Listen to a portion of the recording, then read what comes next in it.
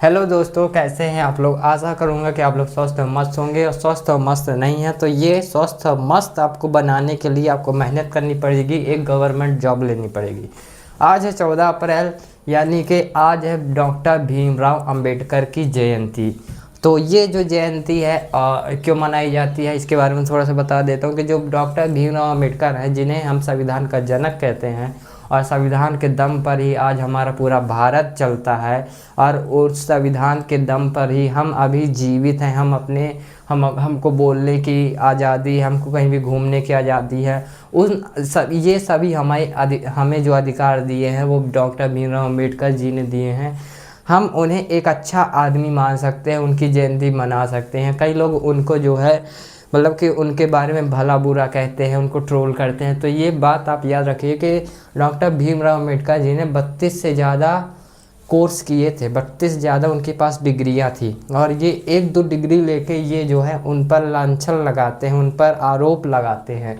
तो आप खुद बताइए कि वो जिस व्यक्ति ने पूरे संविधान मतलब पूरे भारत के लिए, पूरे भारत की जनता के लिए संविधान बनाया हो, उस आदमी पर उंगली उठाने वाला वो किस तुच्छ प्राणी मतलब कि किस मानसिकता का वो होगा। ठीक है, ये डॉक्टर भीमराव अंबेडकर के बारे में हम पढ़ेंगे कब? हम पॉलिटी की क्लास में पढ़ेंगे, जब हम संविधान को कंप्लीट करेंगे। तो संविधान में जो उनकी उपयोगिता है, क्या उनका वो सब कुछ रहा है, उन्होंने संविधान में क्या क्या चीज़ें बताई थी, और क्यों संविधान जानना सबको इम्पॉर्टेंट है, ये हम पॉलिटी में पढ़ेंगे।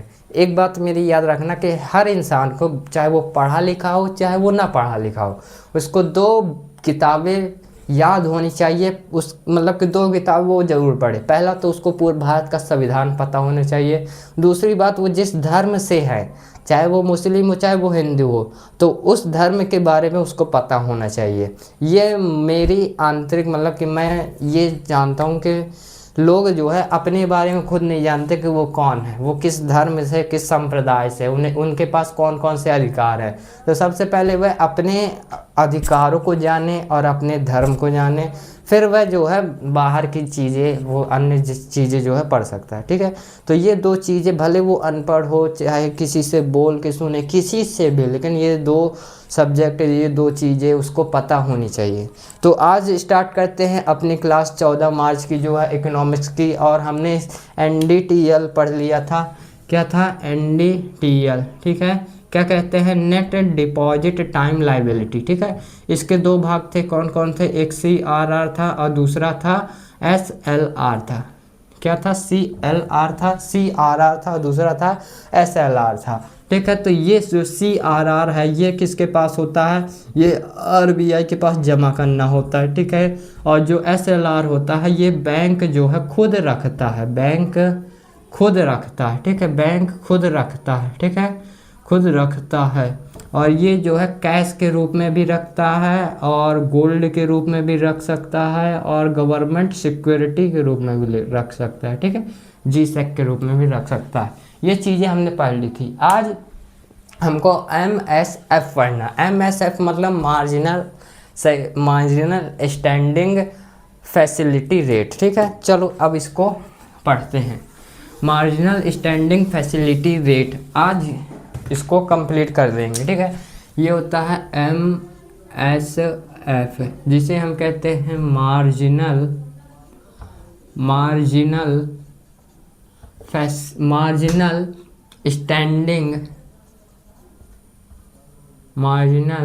स्टैंडिंग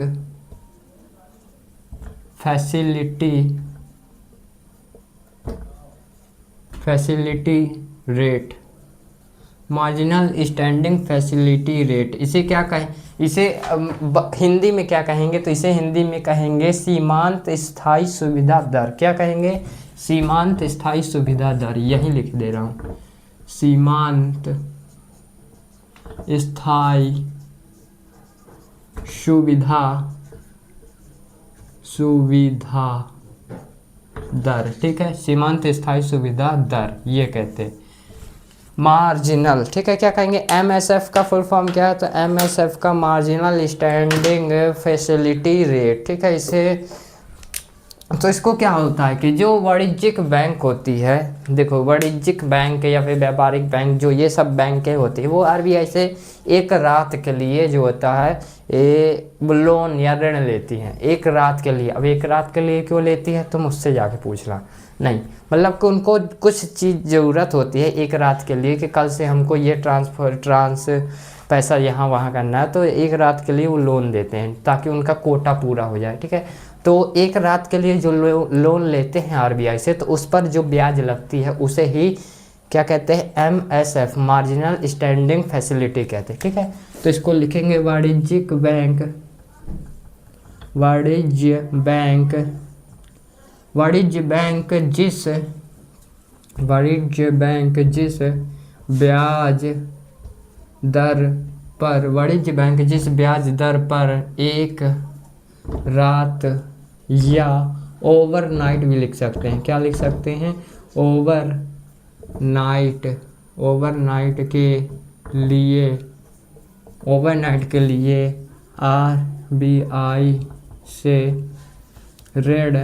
आरबीआई से ऋण लेते हैं, उसे क्या कहते हैं, एमएसएफ। आप इसका फुल फॉर्म जान चुके हैं, एमएसएफ कहते हैं। ठीक है, फुल फॉर्म वगैरह अब यहाँ लिखूंगा मैं मार्जिनल स्टैंडिंग फैसिलिटी तो टाइम लग जाएगा, जो कि टाइम इम्पॉर्टेंट है। ठीक है, कहते हैं इतना तो आपको ही पता होना चाहिए, एमएसएफ मतलब ये मार्जिनल स्टैंडिंग कहते हैं। ठीक है, अब ये कहते हैं, ठीक है, ये चीज़ हो गई। इसमें वाणिज्यिक बैंक अपनी कुल जमा का 1% तक ऋण ले सकते हैं। ये चीज़ आपको रुको समझाता हूँ। ठीक है, इसमें वाणिज्यिक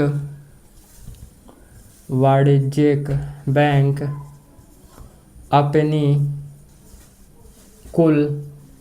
अपनी कुल जमा का 1%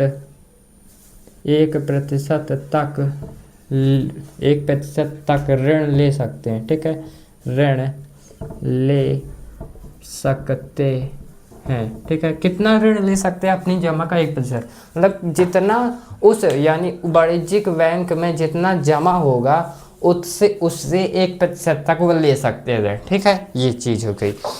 ठीक है, अब पता चला एमएसएफ क्या है। एमएसएफ ये वो होता है कि जब व्यापारिक या वाणिज्यिक बैंक एक रात के लिए जो लोन लेते हैं आरबीआई से एक रात के लिए, ठीक है, तो उस पर जो ब्याज लगती है उसे एमएसएफ क्या कहेंगे, MSF marginal standing facility rate कहते हैं। ठीक है, अब बात करते हैं एमएसएफ हो गया। ठीक है, अब एसडीएम नहीं है, एसडीएफ है। ठीक है, इसे स्टैंडिंग डिपॉजिट फैसिलिटी बोलेंगे,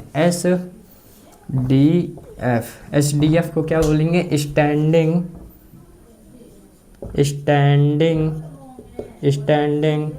deposit facility rate, standing deposit facility rate क्या कहेंगे, स्टैंडिंग डिपॉजिट फैसिलिटी रेट क्या कहेंगे, स्टैंडिंग डिपॉजिट फैसिलिटी रेट। स्थायी जमा सुविधा भी से कहते हैं, क्या कहते हैं, स्थायी जमा सुविधा कहते हैं, क्या कहते हैं, स्थायी जमा सुविधा, ये स्थायी जमा सुविधा कहते हैं, क्या कहते हैं, स्थायी जमा सुविधा कहते हैं, स्थायी जमा सुविधा क्या कहेंगे, स्टैंडिंग डिपॉजिट फैसिलिटी रेट, स्थायी जमा सुविधा का। इसमें क्या होता है कि जब जो कमर्शियल बैंक होते हैं अपनी अतिरिक्त तरलता को आरबीआई के पास बिना किसी जमानत के जमा करते हैं। ठीक है, अब अतिरिक्त तरलता देखो, जो कमर्शियल बैंक होते हैं उनके पास ज़्यादा पैसा होता है, ज़्यादा पैसा मतलब ज़्यादा तरलता होती है, तो उसको आरबीआई के पास बिना जमानत के मतलब कि बिना किसी ब्याज के जमा करते हैं, उसे ही एसडीएफ यानी कि स्टैंडिंग डिपॉजिट फैसिलिटी रेट कहते हैं, स्थायी सुविधा दर कहते हैं, क्या कहते हैं, स्थायी सुविधा दर। तो इसमें लिख लो कमर्शियल बैंक अपनी अतिरिक्त तरलता को कमर्शियल बैंक अपनी अतिरिक्त यानी अतिरिक्त अतिरिक्त तरलता को कमर्शियल बैंक अपनी अतिरिक्त तरलता को आरबीआई के पास बिना किसी जमानत के बिना किसी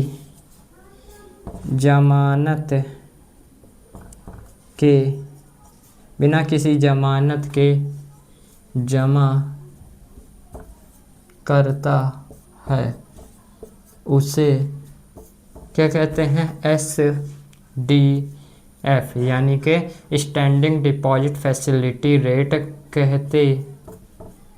कहलाती है या कहते हैं। ठीक है, क्या SDF क्या होता है कि कमर्शियल बैंक अपनी अतिरिक्त तरलता को आरबीआई के पास बिना किसी जमानत के किसके पास जमा करता है? तो आरबीआई के पास जमा करता है बिना किसी जमानत के, यानी कि बिना किसी ब्याज के। ठीक है, ये बात याद रखना। अब बात करते हैं गुणात्मक एवं चयनात्मक उपकरण की। ठीक है, किसकी? ये हमारे कंप्लीट हो गए, ये आपने लिख लिए होंगे मेरे साथ, मैं आशा करता हूँ। अब हम चलेंगे गुणात्मक एंड चयनात्मक उपकरण में। ठीक है, और फिर इसके बाद हम कॉमर्शियल बैंक को पढ़ेंगे, मतलब बैंक जो होते हैं। अभी हमने पूरे बैंक नहीं पढ़े जो मतलब कि गांव वगैरह में होते, नाबार्ड, IDBI, ये सब बैंक हमको अभी पढ़ने बाकी हैं। फिर जब ये सब कंप्लीट हो जाएगा तो हमारा नेक्स्ट चैप्टर आएगा, वो होगा मुद्रा। ठीक है, तो पहले हम इसको कवर करेंगे, फिर बाद में, है ना। गुणात्मक एवं चयनात्मक उपकरण क्या होगा? गुणात्मक एवं चयनात्मक उपकरण, गुणात्मक एवं चयनात्मक उपकरण। ठीक है, ये हो गया। इसमें पहला पॉइंट डालो, सीमांत आवश्यकता। क्या होती है सीमांत आवश्यकता?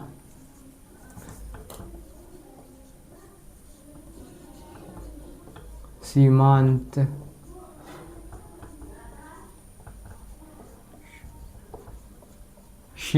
आवश्यकता। ठीक है, इसमें डाल दो सीमांत आवश्यकता। अब सीमांत आवश्यकता क्या होती है? तो ये सीमांत आवश्यकता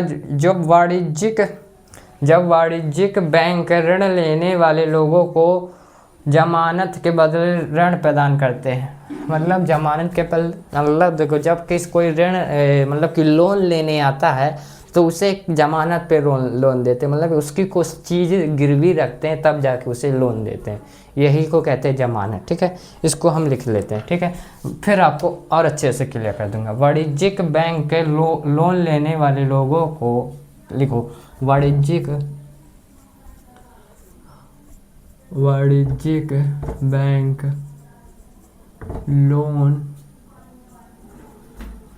लोन भी लिख सकते हो या ऋण भी लिख सकते हो। ऋण लेने वाले लोगों को जमानत पर ऋण देता है। किस पर ऋण देता है? जमानत पर ऋण देता है। ठीक है, मतलब कि जब लोन लेने कोई आता है तो उसे कुछ चीज़ गिरवी रखनी होती है, तब उसे ऋण देता है। और जो इसकी ये चीज़ गिरवी होती है वो लोन से अधिक होती है। मतलब जितना वो लोन लेगा, मतलब कि लोन लिया मान लो 1000, मतलब 1000 का कहाँ लेगा, 1 लाख का लोन लिया। ठीक है, तो उसको जो है 2 लाख की कोई चीज़ जो है गिरवी रखनी होगी, तब जाके उसे 1 लाख का लोन मिलेगा। तो जो वो चीज़ गिरवी रखेगा वो लोन से ज़्यादा महंगी होगी। ठीक है, ये चीज़ इसमें लिखना। जमानत संपत्ति का मूल्य स्वीकृति ऋण से अधिक होता है। ठीक है, जमानत संपत्ति का मूल्य ऋण से अधिक होता है, लोन से अधिक होता है। ठीक है, जमानत संपत्ति का मूल्य लोन से अधिक होता है। मतलब अरे यार पहले ही बता दी, जैसे कोई बैंक है, मान लो ये कोई बैंक है। ठीक है, ये कोई बैंक है, इससे एक बंदा जो है लोन लेने आ रहा है, ठीक है। जब ये लोन लेने आएगा 2 लाख का लोन लेना है इसको, ठीक है। कितने का? 2 लाख का। तो ये गिरवी क्या रखेगा इसके पास? ये 3 लाख की कोई वस्तु या कोई ज़मीन हो गया, ठीक है, ज़मीन या गाड़ी घोड़ा जो भी होगा वो इसको गिरवी रखेगा बैंक के पास, ठीक है, बैंक के पास। तब जाके इसको 2 लाख का लोन मिलेगा।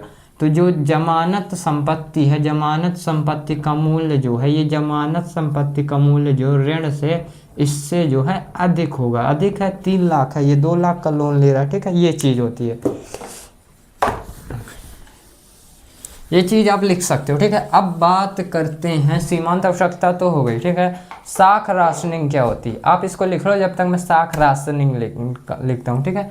ये तो पहला हो गया कॉन्सेप्ट, ये दूसरा कॉन्सेप्ट। दूसरा कॉन्सेप्ट है साख राशनिंग। साख राशनिंग क्या होती है? तो अब ये चीज़ जानो। आरबीआई द्वारा व्यापारिक बैंक की ऋण सीमा को निर्धारित करता है। मतलब कि आरबीआई ये कहता है व्यापारिक बैंकों को, तुम किसी भी जनता को, मतलब किसी भी व्यक्ति को इससे ज़्यादा लोन नहीं दे सकते। 2 लाख का लोन नहीं दे सकते, 2 लाख से ज़्यादा का लोन नहीं दे सकते। मैक्सिमम 2 लाख का लोन ही देना होगा। 2 लाख का दो, 50,000 का दो, 10,000 का लोन दो, लेकिन 2 लाख से अधिक 3 लाख का लोन नहीं दे सकते। ये होता है, वो निर्धारित कर देता है। तो इसमें क्या लिखेंगे? आरबीआई द्वारा व्यापारिक बैंकों की ऋण सीमा को निर्धारित करता है। ऋण सीमा को, ऋण सीमा को निर्धारित करता है आरबीआई द्वारा व्यापारिक बैंकों की ऋण सीमा को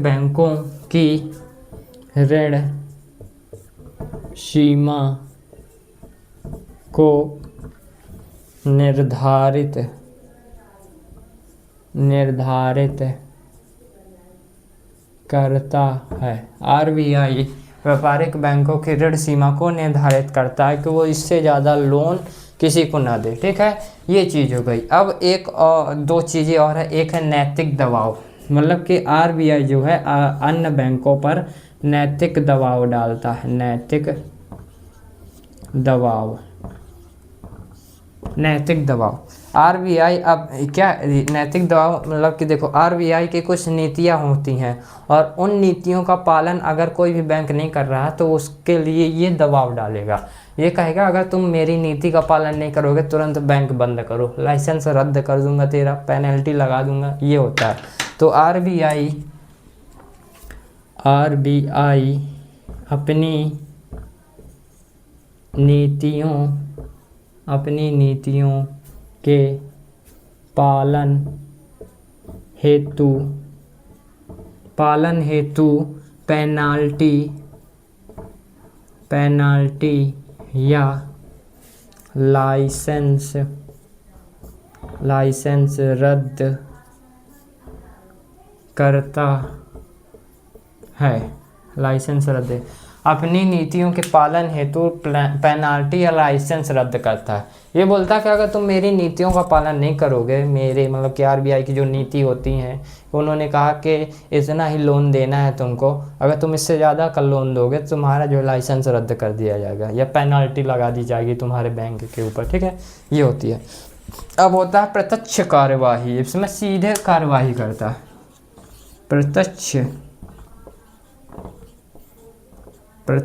कार्यवाही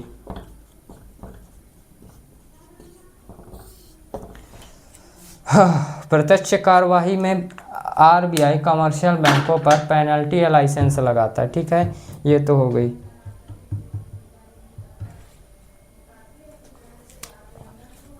आरबीआई कमर्शियल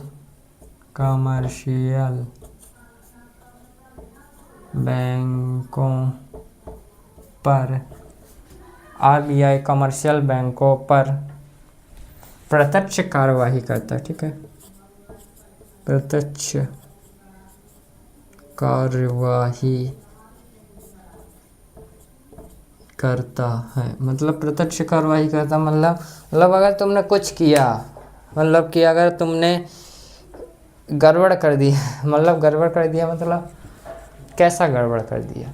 देखो अगर तुमने घोटाला कर दिया बैंक में, अगर तुम जॉब करते हो, मान लो तुम्हारी बैंक में जॉब लग गई, अब तुम किसी ने पैसे जमा करवाने आए 1,00,000 रुपये, ठीक है, 1,00,000 रुपये जमा करने आए वो व्यक्ति।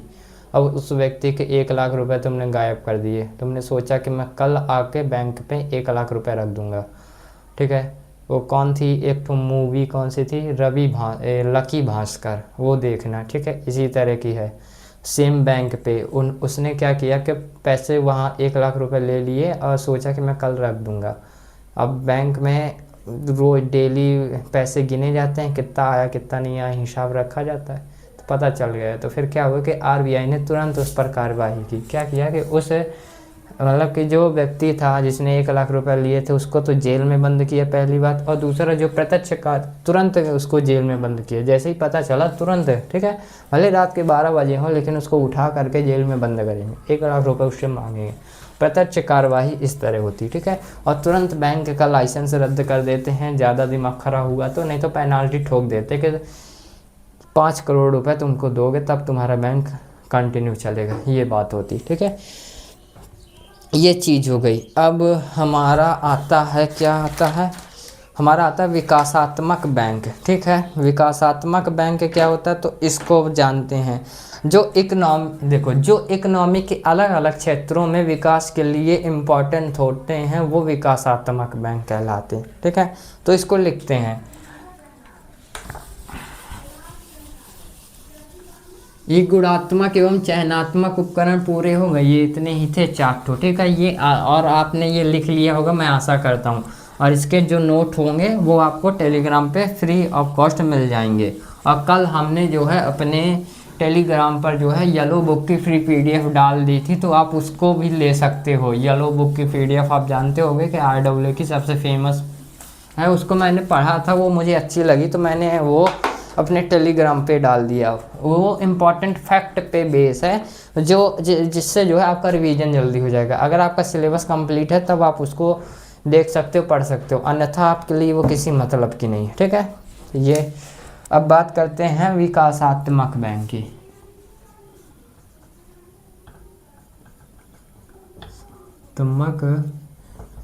विकासात्मक बैंक ये कौन से बैंक होते हैं जो इकोनॉमिक के अलग अलग क्षेत्रों में विकास के लिए विकास को बढ़ाते हैं, जो इकोनॉमी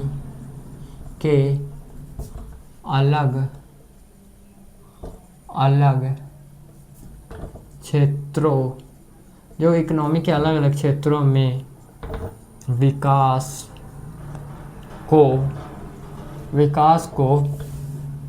बढ़ाते हैं, उसे विकासात्मक बैंक कहते हैं, ठीक है, कहते हैं। और इसमें विकासात्मक बैंक में पहला आ जाता है कृषि एवं ग्रामीण क्षेत्रों के लिए, कृषि एवं ग्रामीण क्षेत्रों के लिए, कृषि एवं ग्रामीण क्षेत्रों के लिए बैंक कौन सा होगा तो ये पहला है नाबार्ड। इससे बहुत सारे क्वेश्चन आते हैं नाबार्ड से, ठीक है। कौन सा है, नाबार्ड, ठीक है, नाबार्ड। इससे बहुत सारे क्वेश्चन आते हैं। क्या करते हैं, आज इसको पढ़ लेते फिर नेक्स्ट पढ़ेंगे, ठीक है। काहे कि बहुत सारे बैंक जैसे NABARD, IDBI, CDB, EXIM bank, ये सब होते हैं, इनसे बहुत सारे क्वेश्चन आते हैं, तो इसको डिटेल से अच्छे से पढ़ेंगे। आज इसको डिटेल से पढ़ते हैं। नाबार्ड का फुल फॉर्म क्या होता है, आगे तो यही पूछता है कि नाबार्ड का फुल फॉर्म क्या होता है। तो नाबार्ड का फुल फॉर्म होता है national bank for agriculture and rural development. क्या होता है, national bank for agriculture and rural development. अब बताता हूँ आपको इसका फुल फॉर्म की, ठीक है। देखो NA को क्या बोलेंगे, नेशनल, NATIO, नेशनल, ठीक है, नेशनल। अब क्या नेशनल, बी से क्या आ जाएगा, बैंक, बैंक, नेशनल बैंक। इसको थोड़ा नीचे लिखो तब आपको समझ में आएगा, ठीक है। रुको थोड़ा सा, आपको क्या है कि क्लियर हो जाए बात तो वो सही रहता है। अब मैं बीच में इसमें लिखूंगा तो नाबार्ड, इसको बड़ा सा लिखते ताकि आपको अच्छे से समझ में आए, ठीक है। नाबार्ड, इसका फुल फॉर्म ही सबसे पहले इम्पॉर्टेंट है, ठीक है, इसीलिए मैं इसको लिखवा रहा हूँ। NA का मतलब क्या होगा, नेशनल, नेशनल। B का मतलब क्या होगा, बैंक, नेशनल बैंक। फॉर इस बीच में लगा देंगे फॉर, ठीक है। फिर लगा देंगे A का मतलब होगा एग्रीकल्चर,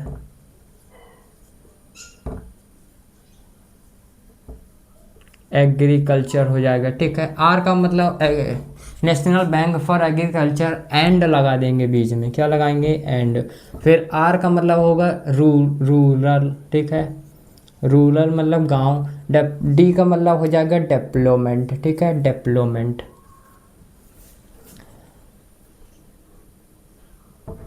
डेवलपमेंट।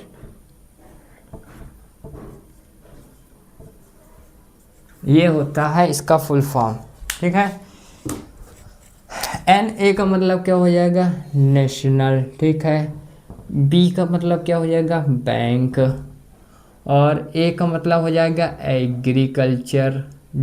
और R का मतलब हो जाएगा रूरल। और D का मतलब हो जाएगा डेवलपमेंट, ये चीज़, ठीक है।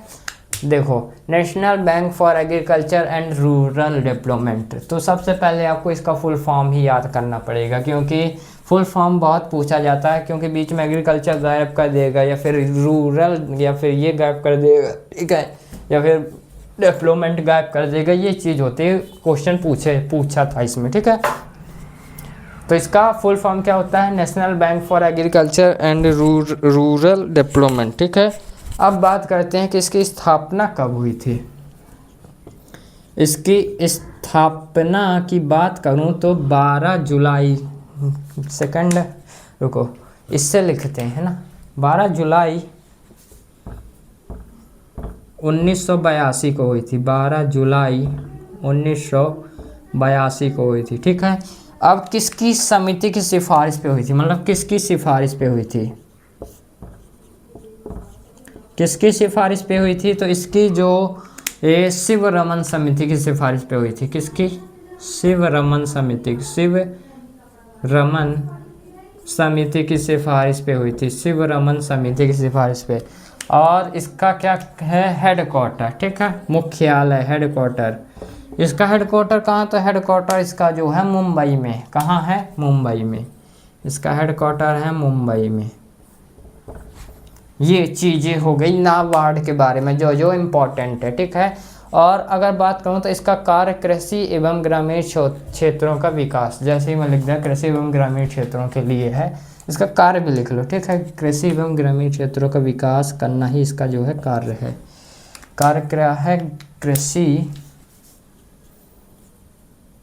एवं ग्रामीण, कृषि एवं ग्रामीण क्षेत्रों का विकास, कृषि एवं ग्रामीण क्षेत्रों के विकास से ये संबंधित है। किससे संबंधित है, कृषि एवं ग्रामीण क्षेत्रों के विकास से। अब फिर से एक बार शुरू से कहते, ठीक है। विकासात्मक बैंक ऐसे मतलब कि जो इकोनॉमी के अलग अलग क्षेत्रों में विकास को बढ़ाते हैं, उसे विकासात्मक बैंक कहते हैं। पहले हम बात करते हैं कृषि एवं ग्रामीण क्षेत्र में कौन विकास को बढ़ाएगा, तो कृषि एवं ग्रामीण क्षेत्र में, ग्रामीण का मतलब गांव से याद रखना, गांव होता है ग्रामीण का मतलब, ठीक है। कृषि जानते हो, कृषि मतलब कि खेती बाड़ी, किसान, ठीक है। नाबार्ड, नाबार्ड की बात करते हैं। नाबार्ड जो होता है इसका फुल फॉर्म क्या होता है? National bank for agriculture and rural development होता है। National bank for agriculture and rural development 3-4 बार या 10 बार पढ़ोगे और 5 बार मैक्सिमम बुक या फिर कॉपी में लिखोगे तो अपने आप याद हो जाएगा। ठीक है, क्या करना है? 10 बार पढ़ना है और बिना देखे आपको कॉपी में लिखना है तो याद हो जाएगा। National bank for agriculture and rural development मैंने किस क्लास में ही लगभग 10 बार बोल दिया। ठीक है, तो ये होगा। इसकी स्थापना जो है 12 जुलाई 1982 को हुई थी। किसकी सिफारिश पे हुई थी? तो शिवरमन समिति की सिफारिश पे हुई थी। और हेडक्वार्टर कहाँ? हेडक्वार्टर है मुंबई में। और कार्य क्या करता है ये? तो कार्य कृषि एवं ग्रामीण क्षेत्रों का विकास करता है। कृषि का विकास करेगा, कृषि के लिए लोन वगैरह दे देगा और गांव के विकास के लिए ये काम करता है। गांव में जो सड़कें वगैरह निर्माण होती तो उन सब के लिए पैसा देता है। ठीक है, ये चीज़ होती है। ये हो गया। इससे जो इम्पोर्टेंट चीज़ें पूछे जाती थी वो मैंने बता दी। ठीक है, और इसमें आप इम्पोर्टेंट लगा लो क्योंकि ये इम्पोर्टेंट है। ठीक है, इम्पोर्टेंट है ये। ठीक है,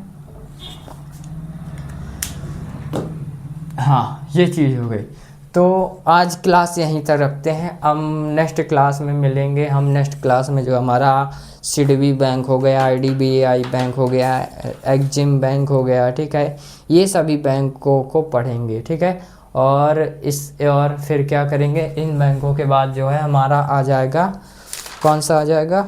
बहुत सारे।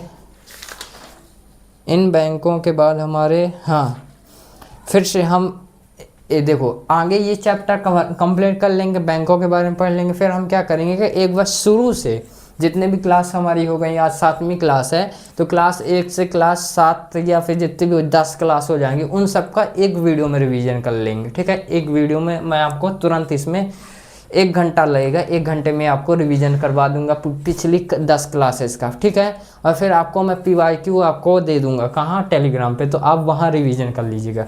फिर हम अपना नेक्स्ट चैप्टर स्टार्ट करेंगे। ठीक है, ये चीज़ करेंगे ताकि आपका रिवीजन भी होता जाए, PYQ भी लगते जाए, अपनी क्लास भी कंप्लीट होती जाए। क्योंकि देखो तुम पढ़ जितना लो, चाहे जो कुछ कर लो, अगर तुम PYQ नहीं लगा रहे ना तो समझ लो तुम्हारी 1% तैयारी नहीं है। PYQ मोस्ट इम्पॉर्टेंट प्रिपरेशन के लिए है। ठीक है, तो मिलते हैं नेक्स्ट क्लास में। और कोई भी आपको सजेशन देना हो, क्लास कैसी लगी हो, तो ये क्लास कैसी लगी हो ये बस बता देना कमेंट में। ठीक है, क्योंकि इतनी मेहनत आप ही के लिए कर रहा हूँ और फ्री में PDF, फ्री में सब कुछ, इतना सब सेटअप जो है वो आप ही के लिए कर रहा हूँ। ठीक है, मिलते हैं नेक्स्ट वीडियो में। जय श्री राम, जय महाकाल।